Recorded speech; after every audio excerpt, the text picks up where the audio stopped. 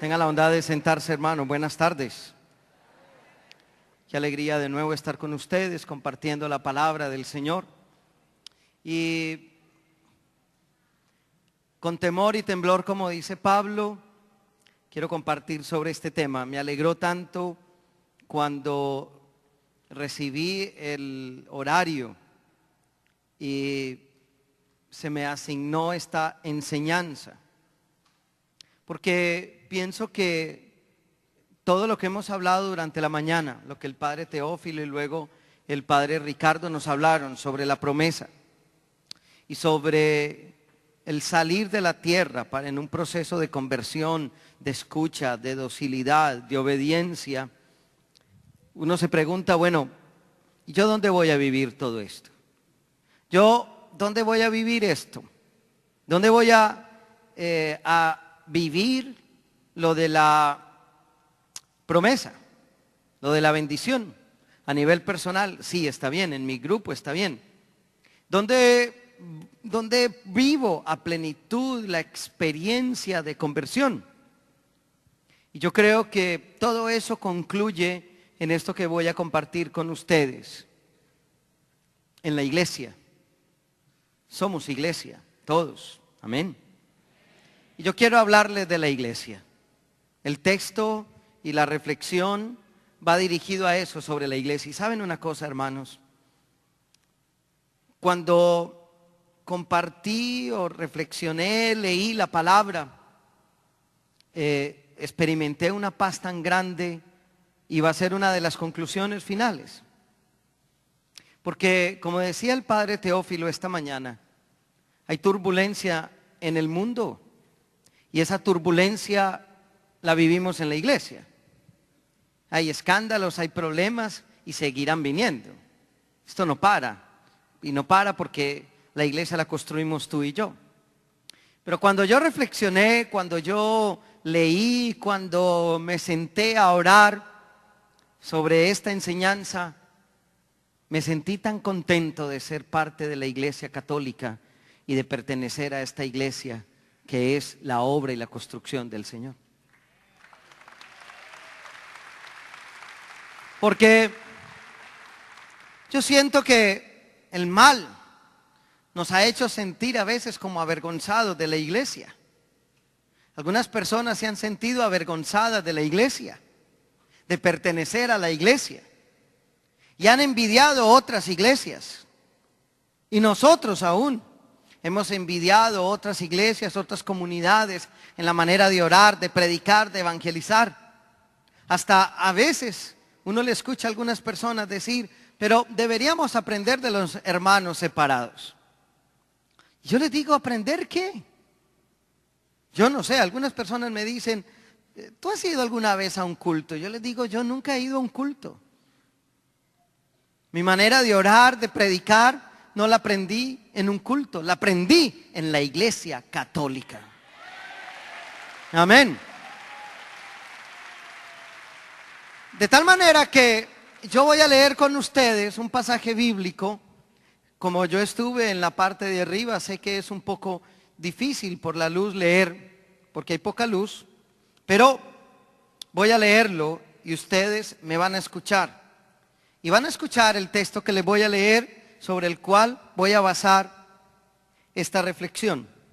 Está tomado del Evangelio de San Mateo, capítulo 16, versículo 13. Si quiere anotarlo, si puede leerlo. Repito, puede ser difícil leer en la oscuridad, pero entonces pongan mucha atención a lo que vamos a leer. El tema de la enseñanza es: las puertas del infierno no prevalecerán sobre ella o contra ella. Mateo capítulo 16, versículo 13. Cuando Jesús llegó a la región de Cesarea de Filipo, preguntó a sus discípulos, ¿quién dice la gente que es el Hijo del Hombre? Ellos contestaron, algunos dicen que Juan el Bautista, otros dicen que Elías, y otros dicen que Jeremías o algún profeta. ¿Y ustedes, quién dicen que soy yo? Les preguntó. Simón Pedro le respondió, tú eres el Mesías, el Hijo del Dios viviente.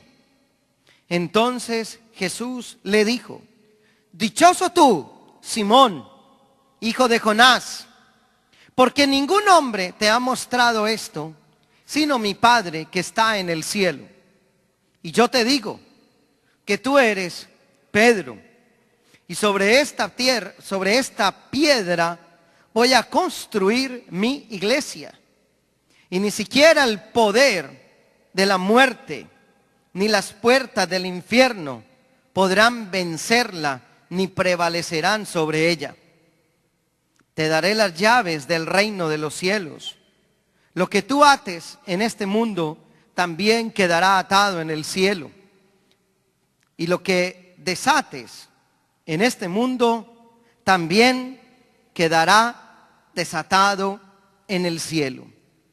Luego Jesús ordenó a sus discípulos que no dijeran a nadie que Él era el Mesías. Palabra del Señor. Este es el texto sobre el cual voy a basar la reflexión, la predicación, la enseñanza de esta tarde. Cuando nosotros leemos este texto y la definición de que el reino, de que las fuerzas, de que el poder del mal no vencerá lo que el Señor va a construir a través de Pedro, hay un contexto que yo quisiera que analizáramos, porque la palabra es de una riqueza y usted va a poder comprender, mi hermano, muy bien lo que este texto bíblico significa. Y cuando usted salga hoy de aquí, de esta enseñanza, usted va a tener una claridad total sobre este texto bíblico. Y usted va a poder decir por qué ama a su iglesia, por qué está en la iglesia, por qué se queda en la iglesia. Este texto tiene como cuatro contextos. La frase que Jesús dice le anteceden como 4 momentos. ¿Cuántos momentos? ¿Cuántos? 4. La frase que Jesús dice le anteceden 4 momentos. Lo que quiere decir que esta frase, esta palabra que dice Jesús es respuesta a esos 4 momentos que están antes de la frase que pronuncia Jesús. La primera palabra que está antes es una pregunta de Jesús a la gente. A los discípulos les dice: ¿quién dice la gente que soy yo? Es la pregunta que está de fondo.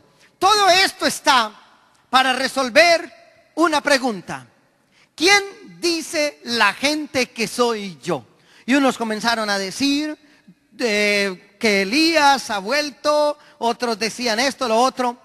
La frase que está de fondo de todo esto es: ¿quién dice la gente que soy yo?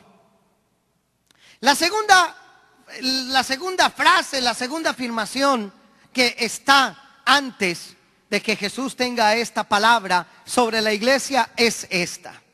Una afirmación de Pedro: tú eres el Mesías. Tú eres el Hijo de Dios, el esperado, el Mesías. La tercera palabra es una definición de Jesús, una institución.